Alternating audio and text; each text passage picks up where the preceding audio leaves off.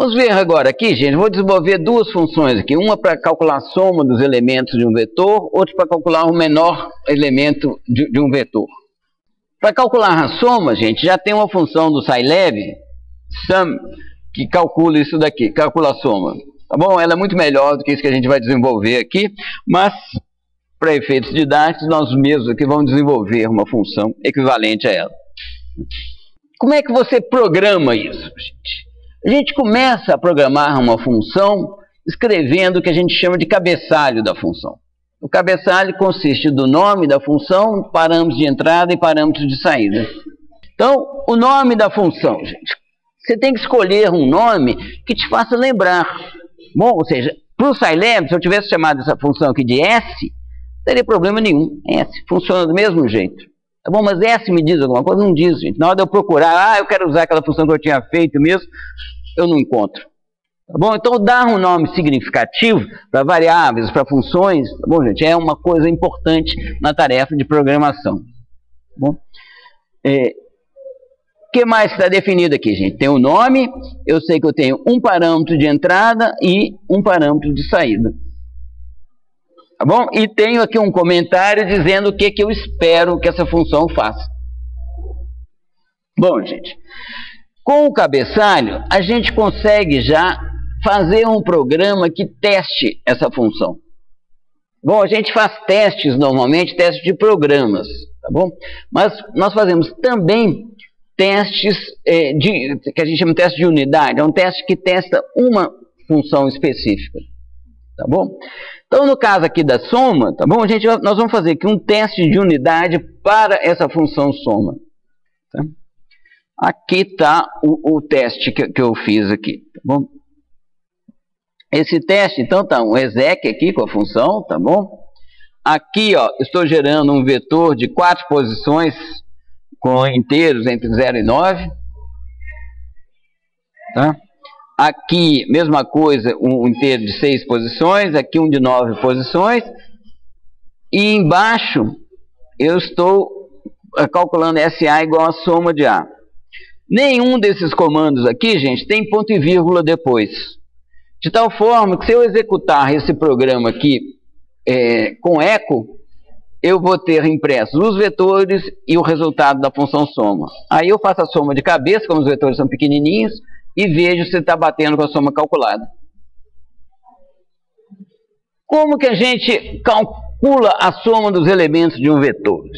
A gente usa, para desenvolver esse tipo de algoritmo, para desenvolver esse tipo de função, você tem que...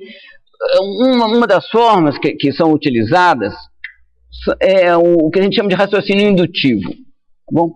Que faz parte daqueles teoremas que a gente prova, são similares aos teoremas que a gente prova por indução. Tal coisa é verdade até n, então eu provo que é verdade para n mais 1.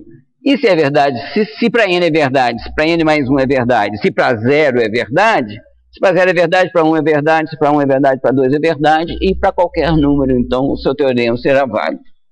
Aqui o raciocínio é parecido. Tá bom? Eu vou supor aqui que eu tenho uma variável S que tem a soma dos k primeiros elementos de um vetor.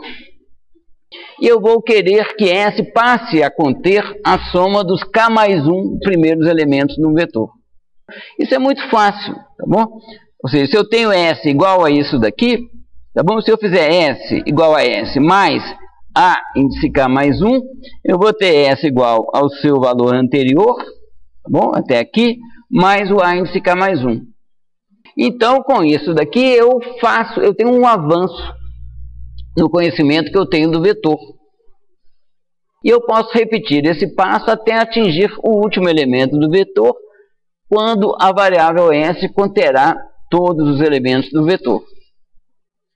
E a gente dá início a isso daqui com um caso em que essa hipótese de indução aqui é verdadeira, que é fazendo simplesmente K igual a 0 e S igual a 0. Quando K igual a 0, qual que é a minha hipótese de indução, gente? S contém a soma de todos os elementos do vetor com índices entre 1 e K. Se K é 0, não tem nenhum elemento nessa condição.